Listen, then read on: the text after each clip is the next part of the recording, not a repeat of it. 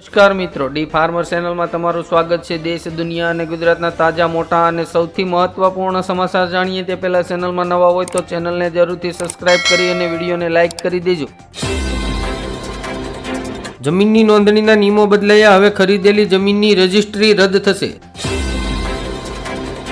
ભારતનો દેવાનો બોજ વધી ગયો, 15 રાજ્યો 30% દેવાથી જીડીપી ગુણોત્તરને પાર કરી ગઈ।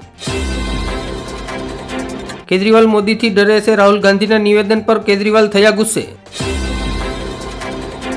ગુજરાતમાં ખેડૂતો માટે માઠા સમાચાર, 7 જિલ્લામાં કમોસમી વરસાદની આગાહી। નિર્મલા સીતારમણે ચૂંટણી પંચ પાસે કેજરીવાલને ચૂંટણી પ્રચારથી દૂર રાખવાની કરી માંગ। રેશન કાર્ડ ધારકો માટે મોટા સમાચાર, 15 ફેબ્રુઆરીથી લાગુ થશે રેશન કાર્ડના નવા નિયમો। વાલી દીકરી યોજના અંતર્ગત ગુજરાત સરકાર દીકરીઓને આપશે 1,10,000 રૂપિયાની સહાય। અરવિંદ કેજરીવાલ બોલ્યા, મને હનુમાનજીના આશીર્વાદ છે, ફક્ત હું જ મફત વીજળી આપી શકું છું। ગુજરાત સરકાર ખેડૂતોને ટ્રેક્ટર ખરીદવા માટે 25% સુધીની સહાય આપશે। મોદી સરકારની ખેડૂતોને ભેટ, શેરડીમાંથી બનેલા ઇથોલિનના ભાવમાં વધારો, પેટ્રોલમાં 18% સુધી ઇથોલિન હશે। મેડિકલ પ્રવેશમાં મૂળ નિવાસીઓ માટે અનામત નહીં મળે, સુપ્રીમ કોર્ટનો મોટો નિર્ણય। ખેડૂતો માટે આનંદના સમાચાર, સરકાર ટેકાના ભાવે ખરીદશે તુવેર, 3 ફેબ્રુઆરીથી નોંધણી શરૂ। સુપ્રીમ કોર્ટે ઘરેલું કામદારોના અધિકારોની સુરક્ષા માટે કાયદો બનાવવા કેન્દ્રને આદેશ આપ્યો। સુપ્રીમ કોર્ટનો મહત્વનો ચુકાદો, પતિ સાથે રહેતી પત્નીના અન્યો સાથે સંબંધો હોય તો પણ જન્મેલું બાળક પતિનું જ ગણાશે। સુરતના 50 વર્ષના ઇતિહાસમાં હીરા ઉદ્યોગમાં સૌથી વધુ મંદી। મહાકુંભમાં ભાગદોડ પર રાહુલ ગાંધીએ યોગી સરકાર પર કર્યો પ્રહાર, શ્રદ્ધાળુઓ કરતા વીઆઈપીમાં વધારે ધ્યાન આપવાનું પરિણામ। હવે હિન્દુઓ પણ મક્કા મદીનામાં મિલકત ખરીદી શકશે, સાઉદી અરેબિયામાં રોકાણ કરવાની શ્રેષ્ઠ તક। દેવભૂમિ દ્વારકાના 21 ટાપુઓ પર પ્રતિબંધ। ગુજરાતમાં સરકારી શાળાઓમાં છેલ્લા 2 વર્ષમાં વિદ્યાર્થીઓની સંખ્યામાં ઘટાડો। 70% કાયમી દિવ્યાંગ મહિલાઓને આંગણવાડી કાર્યકર તરીકે નિમણૂક કરવાનો આદેશ રદ। 30 જાન્યુઆરીએ થશે ખેડૂત સત્યાગ્રહ, જમીન માપણી રદ કરવા યોજાશે સંમેલન। રામદાસ અઠાવલ્લાએ કર્યો કોંગ્રેસ પર પ્રહાર, કહ્યું દિલ્હી ચૂંટણીમાં કોંગ્રેસની એક પણ બેઠક નહીં મળે। સુરતમાં 2 વ્હીલર ચલાવવા ફરજિયાત હેલ્મેટ પહેરવું પડશે, નહીં તો 15 ફેબ્રુઆરીથી કડક કાર્યવાહી કરવામાં આવશે। ઉત્તરાખંડમાં યુસીસી લાગુ, તમામ ધર્મો માટે સમાન કાયદો। દિલ્હી વિધાનસભા ચૂંટણીમાં કોંગ્રેસ સામે સપાએ મોરચો ખોલ્યો, આપ માટે અખિલેશ યાદવ અને સપા સાંસદો પ્રચાર કરશે। ગાઝામાં યુદ્ધ વિરામની સમજૂતી પછી હજારો લોકો ઘરે પરત ફર્યા। હવે આધાર કાર્ડની જેમ ડ્રાઇવિંગ લાયસન્સમાં પણ સરનામું અપડેટ કરવું ફરજિયાત। બજેટ બાદ સોનાના ભાવ 85,000 થી 90,000 રૂપિયા સુધી પહોંચશે। અભિષેક બેનર્જી ભાજપ માટે વિભીષણ બનશે। સંજય રાવતે કરી સ્પષ્ટતા, ઉદ્ધવ ઠાકરે કોંગ્રેસ કે આપ માટે નહીં કરે પ્રચાર। ઇન્કમટેક્સ નાબૂદ કરી વિદેશી રાષ્ટ્રો પર ટેરિફ લાદવા ટ્રમ્પની હિમાયત। ભારતના ડિજિટલ પેમેન્ટમાં યુપીઆઈનો હિસ્સો વધીને 83% થયો। દિલ્હી વિધાનસભા ચૂંટણી માટે શત્રુઘ્ન સિન્હા, કેજરીવાલ, સિસોદિયા અને આતિશી માટે પ્રચાર કરશે। હરિયાણાના મુખ્યમંત્રી કેજરીવાલ સામે માનહાનિનો કેસ દાખલ કરશે। ભારતમાં દર વર્ષે કૂતરા કરડવાથી 5,700 લોકોના મોત થાય છે।